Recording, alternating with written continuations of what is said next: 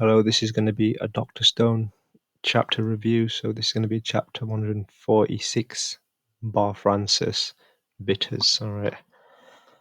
So let's see what's up. All right, you call this a bar? Where's the booze? All right, so so is this going to be about booze? All right. Let's see what happens. All right, so I'm waiting for the chapter. Yeah, what he said. America's real deal far away. Well, we'll never finish this cruise without booze. Having liquor will make this trip seem quicker. What kind of logic is that? Please don't worry, the alcohol merely requires a bit of time to mature. If you thought this ship's bar wouldn't have it all, you don't know, Francis. So it turns out they're definitely going to have booze in this. So good timing, you two. Check out how it's made. Well, if it's wheat, it's all dripping wet. Some of them have even got buds. Now we roast them and dry them. First, we dry them. What's the goal then? Then I dig my hands in and remove the unwanted bits before smashing to dust. Dissolve into hot water, then filter, and you get wort. Okay, kind of sweet, kind of bitter. Not bad. A feast fit for the almighty yeast fungus, which love this stuff. Okay, so we're kind of learning how uh, alcohol is made in this process. That's quite cool. So what we I didn't know the details, but it's just what I think it is. Okay, and so yeah, it's quite cool how alcohol is made actually, and it's quite basic, simple, and yeah. So I quite enjoyed that little segment. Quite insightful. I'm never gonna make alcohol at home because it's quite dangerous. But, it's quite cool how it's made. And so in the end, you get carbonation, and yeah, beer is acquired. So they've acquired beer. This brings you all a lot back to life, and that's when the almighty Yo shot that old bastard Ebro like bam. You like to tell stories when you're drunk, huh? Drink up Matsusake. So this is going to be quite interesting because all of the village folk haven't really had alcohol before, so they don't really know how to feel. Let's hear some stories from you. Back when I was your lord, how handsome was I really? That wasn't actually you, Ginru, my lord. Mm. My lord was strong as heart to the very end. I believe humanity was not destined to fail to the wickedness of the foul petrification weapons. Okay, oh, this is quite nice to get a little flashback from Matsukaze's time. All right, did you hear the voice that completed the devices they rained down, or did they discover the incarnation needs to activate them through testing? All right, so we see this dude, and he's got the Doctor Stone on a stick, and he's using it to petrify people.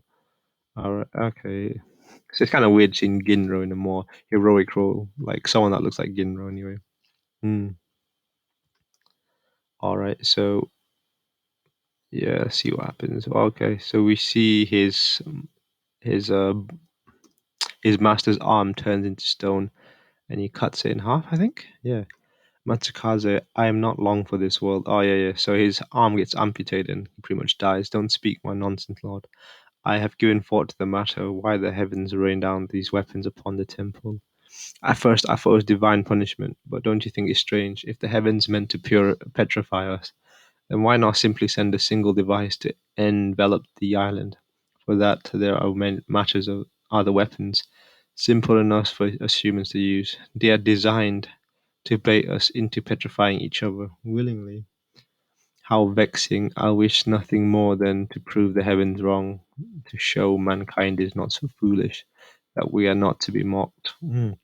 That's quite an interesting concept that his master brought up in the fact that these devices are very convenient for human uses. So it might be in a way to kind of draw out the evil, evil and bad in humans to kind of petrify each other. So maybe it's the guy on the moon's plan to give these devices to humans to like petrify themselves. All right, and we see Matsukaze getting a rage, and he looks like he's just killing everyone. Where does this come from? Only one petrification device remains, but my doom is inescapable.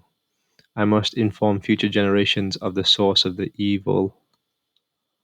So wait, what is the source of the evil? All right, and we see him petrified. Wait, what is the source of the evil? He doesn't tell us. But what is he saying? I don't get it. So in his frozen pose, It looks like I don't know what he's doing. Can't tell what the sauce is evil for. Uh-huh. All right, so Matsukaze gets a beer. A beer and matcha, two layers of bitterness that comes with maturity. Elevate this move as ever. Please enjoy. So that's quite funny, and it's kind of obvious. I mean, it was kind of expected that he would be a lightweight because they've never had beer in their life. So he's a lightweight, and you can see Matsukaze fall flat on his stomach. Hmm. Weapons training. Apologies, I was inebriated and forgot my place. It's fine. I was just thinking I need to train actually. Matsukaze woke up. Are we really gonna revive this guy? Yeah, with Tosuka and a gun on hand, he can't do much damage.